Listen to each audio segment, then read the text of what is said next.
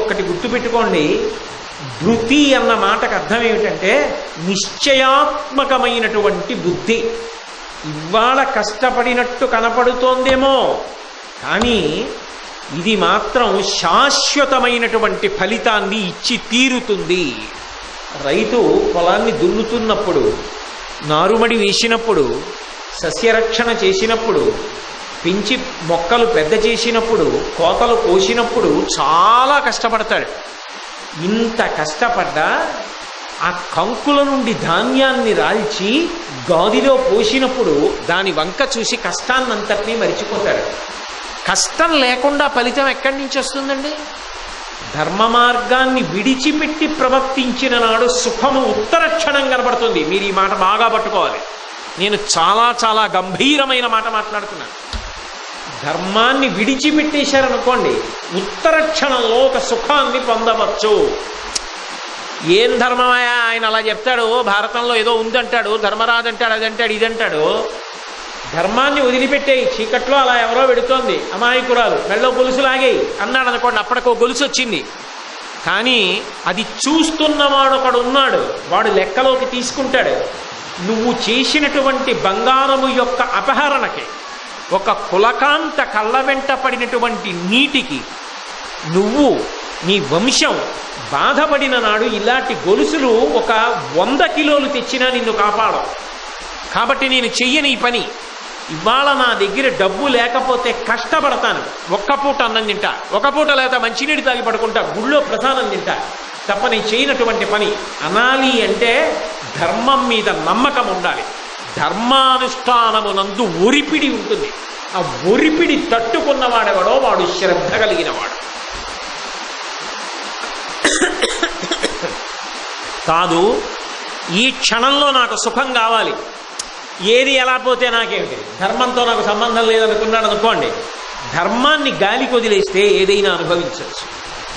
కానీ ఇవాళ అనుభవించేది ఏదుందో అది కొన్ని నిమిషాలు ఉంటుంది, అథవా కొన్ని గంటలు ఉంటుంది.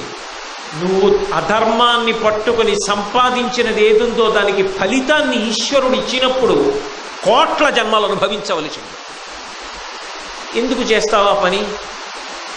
వద్దు, నాకు ఇప్పుడు సుఖం కన్నా నాకు ధర్మం కావాలి.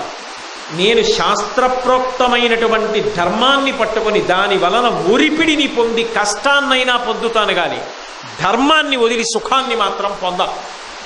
అంత నమ్మకంతో నిలబడి ఎన్ని కష్టాలైనా తట్టుకుంటాడు. దేనికోసం అంటే ఆ ధర్మం కోసం.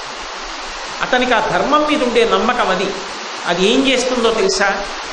అతని చరిత్రగా మిగిలిపోయేది కాదు. బాగా జ్ఞాపకం పెట్టుకోండి. ఒక వ్యక్తి పుట్టి ఒక వ్యక్తి వెళ్ళిపోయిన తరువాత అతని చరిత్ర, ధర్మాత్ముల యొక్క చరిత్ర అతనికి ఒక్కడికి సంబంధించిన చరిత్ర కాదు. యుగములతో, దేశముతో, కాలముతో సంబంధము లేకుండా కొన్ని కోట్ల మందిని తీర్చిదిద్ది లోకమునకు శాంతినివ్వగలిగినటువంటి కరదీపిక. ఆ ధర్మరాజు గారి కథ చదువుకుని ఎందరో ధర్మాన్ని పాటిస్తారు.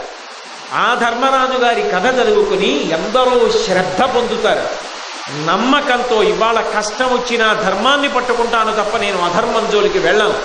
నేను తేలిక మార్గాల్లో ఏ సుఖాలను పొందను, నాకు ధార్మికమైనటువంటి భోగమే కావాలి అనేటటువంటి కృతనిశ్చయాన్ని పొందాడనుకోండి.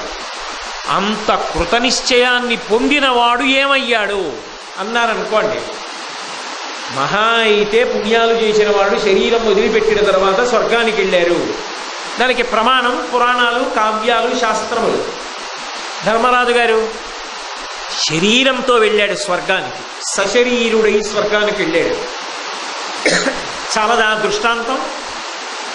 ఎంతమందికి ధర్మమునందు అనురక్తి కల్పిస్తోంది ధర్మరాజు గారి యొక్క చరిత్ర. అంత గొప్ప కుమారుడు ఈ కడుపున పుట్టబోతున్నాడు.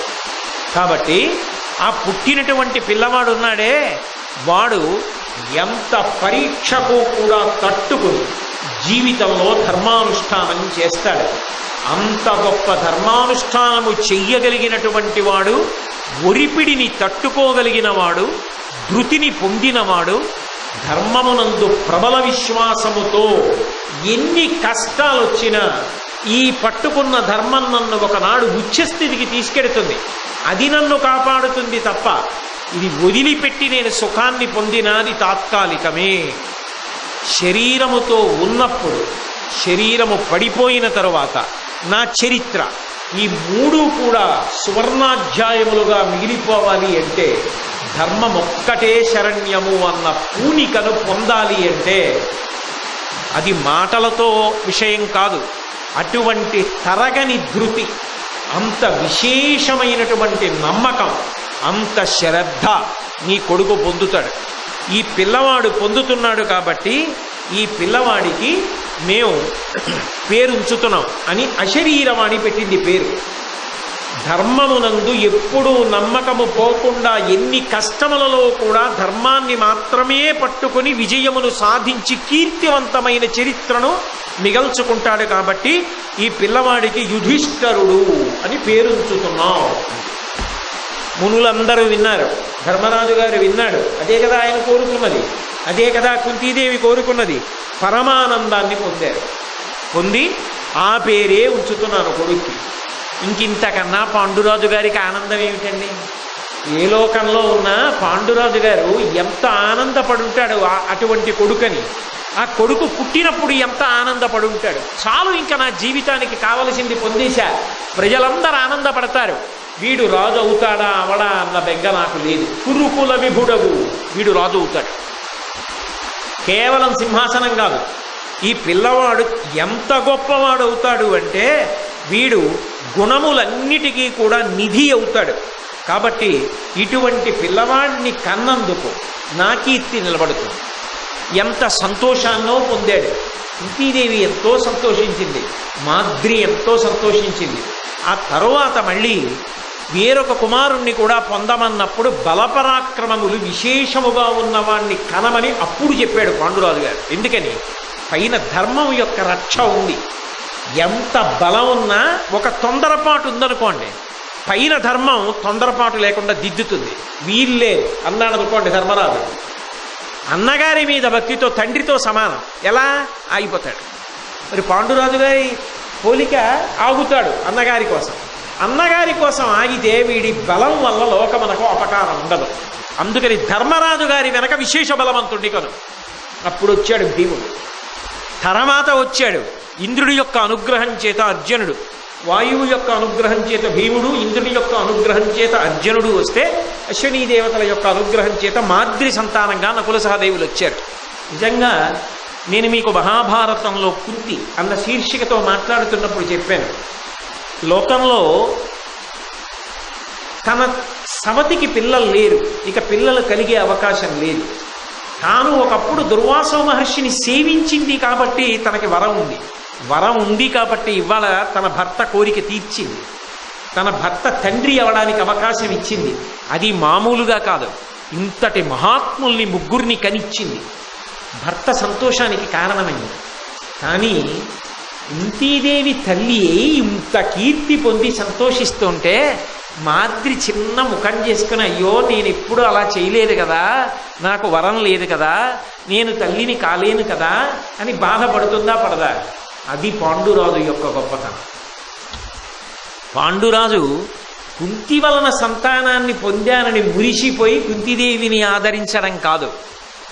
అరే చిన్న భార్య మాద్రి బాధపడుతోందే, ఆమె తల్లి కావడానికి కారణం కావలసిన నేను వైక్లభ్యాన్ని పొందాను కదా, ఆమె బాధకి నేను కారణం కాకూడదు కదా. అందుకని కుంతిని పిలిచి అన్నాడు, నీకున్న మంత్రాన్ని మాద్రికి ఉపదేశం చెయ్యి అన్నాడు.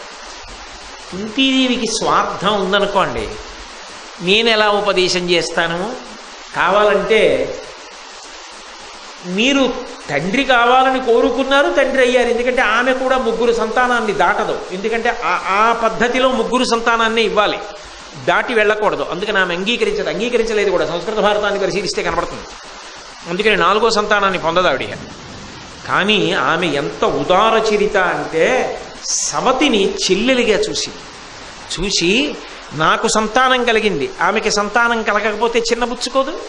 అందుకని పరమ ప్రేమతో ఆ మంత్రాన్ని ఉపదేశం చేసేసిందంటే ఆ మంత్రం యొక్క ప్రభావం చేత పాండురాజు గారి యొక్క సలహా మేరకి మాద్రి నకుల సహదేవుల్ని పొందింది. ఇప్పుడు కిందమముని శాపంచేత జీవితమంతా అంధకార బంధురమైపోయింది, నేలపడిపోయింది అనుకున్న పాండురాజు జీవితం శతశృంగం మీద ఉన్న ఎన్ని వసంతాలతో నిండిపోయింది, ఎంత ఆనందంతో నిండిపోయింది. అంత సంతోషంతో మిగిలిపోయాడు పాండురాజు గారు. అంత సంతోషంతో కుంతి ఉంది, అంత సంతోషంతో మాద్రి ఉంది. అక్కడ ధర్మరాజు గారు పుట్టేశారని ఇక్కడ గాంధారి కడుపు బాదుకుంది. లోపల బుద్ధి ఎక్కడికి పోతుంది? నాకంటే కళ్ళు లేవు కానీ ముందు పుడితే బాగుండేదే, పుట్టలేదు అడికే పుట్టాడని ఏడవకుండా ధృతరాష్ట్రుడు ఉన్నాడని మీరు అనగలరా? లోపల బుద్ధి మంచిది కానప్పుడు ఈశ్వరానుగ్రహం రమ్మంటే ఎక్కడి నుంచి వస్తుంది? నిన్ను నువ్వు సంస్కరించుకో. ఉద్ధరేణ ఆత్మనాత్మానం. నీకు ఆకలిస్తే అన్నం నువ్వు తినాలి, నీకు దాహం వేస్తే మంచినీళ్ళు నువ్వు తాగాలి, నువ్వు బడలిపోతే నిద్ర నువ్వు పోవాలి.